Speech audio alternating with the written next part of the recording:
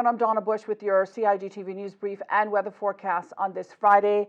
As always, thank you for being here. It was fun and knowledge-based quizzes and games for all students to participate in. Exhibitors included students from various Red Bay primary year groups, government departments, and private sector companies, all learning and showcasing everything science at the school's fair this week.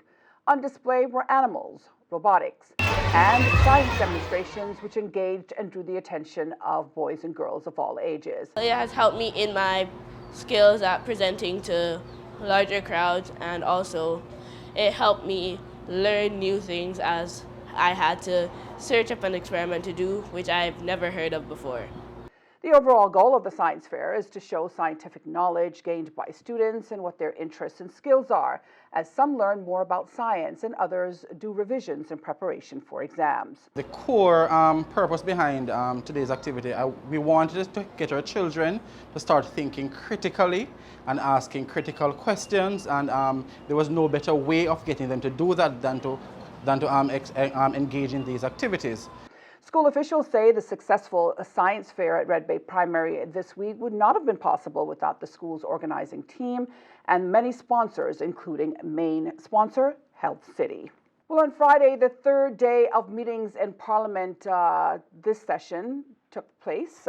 Premier and Minister for Sustainability and Climate Resiliency, the Honourable Wayne Panton, presented Hazard Management Cayman Islands' annual report titled Preparing Communities Today for Disasters of Tomorrow.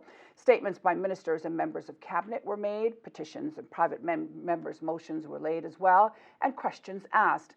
During Thursday's sitting, Georgetown South MP Barbara Connolly asked Minister for Health and Wellness, the Honourable Sabrina Turner, to provide an update on whether the new mental health facility would be completed by the end of this month as planned. Minister Turner shared this good news. Based on the latest update from the project managers of the Ponciana Residential Mental Health Facility, located in High Rock East End, I am pleased that the facility remains on track to be handed over at the end of June 2023. I have shared for my colleagues of this Honourable House a picture attached to my response that reflects the progress in pictures of covering 15 months from February 2022 to May of 2023. And you can watch coverage of Parliament on the Cayman Islands Government's YouTube page on demand, as well as on your local CIG cable channel. Well, the three-day CCLEC conference hosted in the Cayman Islands this year wrapped up on Friday.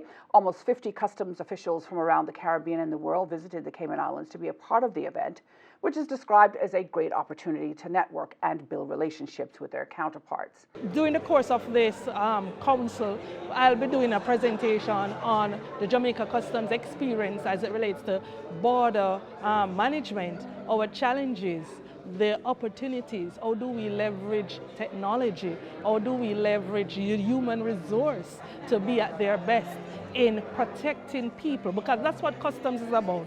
It's about protecting people. It's about protecting industries, business, facilitating trade, and to do that by honoring compliance and the laws of our own country, the customs laws and regulation and everything else. So what this council does, the Caribbean Customs Law Enforcement Council, CCLEC, it helps us to leverage more and connect and be better customs administration for the Caribbean. Ian Saunders is vying for the Secretary General post within the World Customs Organization. He was also the conference's keynote speaker. I'm standing as the U.S. candidate for Secretary General of the World Customs Organization, and customs improvement isn't something that's restricted to just the membership of the WCO. It's something that affects all administrations, and so there are a number of members of CCLEC that are not in the WCO, but if we want to make the improvements, we've got to bring everybody along. Well, this was the 45th annual CCLEC conference and the third time the Cayman Islands has hosted this annual event. Turning now to our local forecast for this weekend. Tonight we can expect partly cloudy skies with a 40% chance of showers, possible thunder as well. Sea conditions will be slight to moderate with wave heights of 2 to 4 feet, while the two-day outlook from Saturday evening is from moderate to fresh southeasterly winds. Now remember, getting local weather information is just a few steps away. You can go online to the Cayman Islands Weather Services website or Facebook page. And that's it for today's news brief here on CIG Television. I'm Donna Bush, as always, thanking you for joining us, wishing you a safe and wonderful weekend, and inviting you back here again on Monday. Until then, bye-bye for now.